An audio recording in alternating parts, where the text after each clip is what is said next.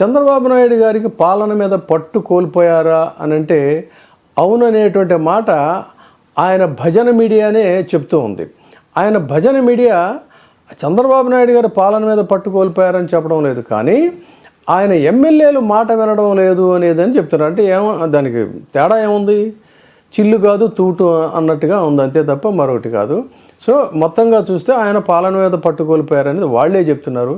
గడప గడపకి వెళ్ళి మన ఘన విజయాలన్నిటినీ కూడా మీరు చెప్పాలి అని చెప్పని ఆయన సూచన చేస్తే దాని మీద చాలామంది ఆ సమావేశానికి వచ్చి సంతకాలు పెట్టి కొంతమంది విడిపోయారని, కొంతమంది ఏదో తానాలకి వాటికి అమెరికా పోయారని చెప్పి అని చెప్తున్నారు. దీని మీద కూడా ఆయన చాలా తీవ్ర అసహనాన్ని వ్యక్తం చేసినట్టుగా తెలుస్తూ ఉంది.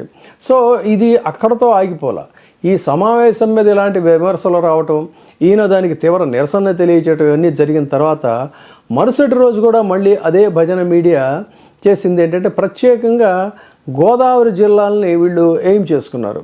గోదావరి జిల్లాలో ఉన్నటువంటి ప్రజాప్రతినిధుల మీద, కూటమి ప్రజాప్రతినిధుల మీద మామూలుగా కాదు ఎడా పెడా వాళ్ళని వాయించి వాతలు పెడుతున్నటువంటి తీరు. దీన్ని కూడా ఆ ఎమ్మెల్యేలు కూడా, ఆ మంత్రులు ఎమ్మెల్యేలు కూడా దీన్ని జీర్ణించుకోలేకపోతున్నారు.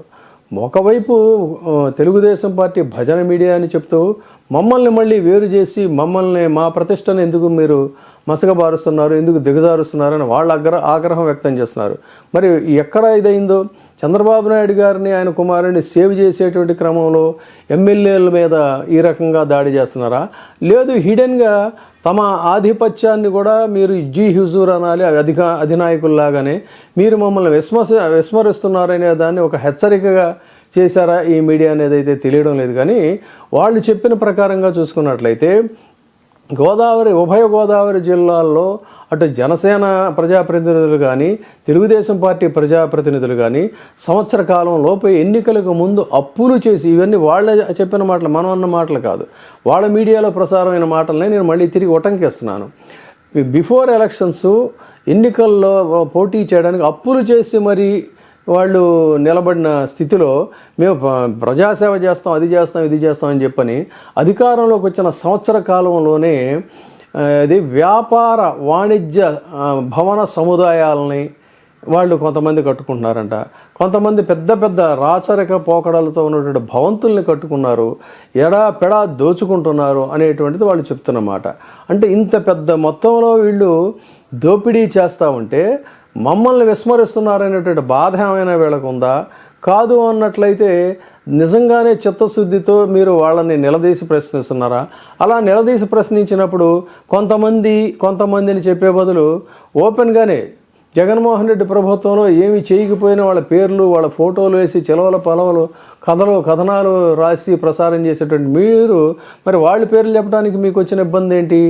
ఒకళ్ళు భవన సముదాయాలు నిర్మించుకున్నారని, మరొకళ్ళు రాజప్రసాదాలు నిర్మించారని ఇలా చెప్పే బదులు వాళ్ళు ఎవరో కూడా వాళ్ళ పేర్లు చెప్పండి, చెప్తే బాగుంటుంది కదా.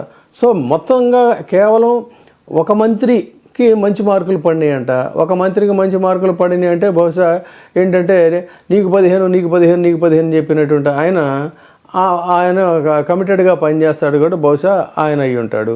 మరి మిగతా వాళ్ళ పేర్లు చెప్పలేదు, ఈయన పేరు కూడా చెప్పలేదు, కానీ నేను చెప్తున్నాను అన్యాపదేశంగానే చెప్తున్నాను, నేను కూడా వాళ్ళు చెప్పలేదు కాబట్టి. మరి మిగతా వాళ్ళ పేర్లు కూడా బయట పెట్టాలి కదా, ఎందుకు బయట పెట్టలేదు? సరే ఏదేమైనా కూడా ప్రజా వ్యతిరేకత వచ్చింది అనేటువంటిది మీ ప్రింట్ మీడియాలోనూ మీ ఎలక్ట్రానిక్ మీడియాలో కూడా మీరు చెప్తున్నారు. సంవత్సర కాలంలో ప్రజా వ్యతిరేకత వచ్చింది, దాదాపుగా ఈ ఎమ్మెల్యేలకి ఇప్పటికిప్పుడు ఎలక్షన్లు జరిగితే వాళ్ళు ఓడిపోతారని ఇలా మీరు మైనస్ మార్కులు వేస్తున్న సందర్భంలో ఈ నష్ట నివారణ చర్యలకి చంద్రబాబు నాయుడు గారు ఏం చేస్తారు? ఈ ఎమ్మెల్యేలకి ఏ రకంగా వీళ్ళని అదుపులోకి తీసుకొస్తారు? తర్వాత వీళ్ళ మాట వినడం లేదని చెప్పేటువంటి మంత్రుల యొక్క శాఖలు మారుస్తారా?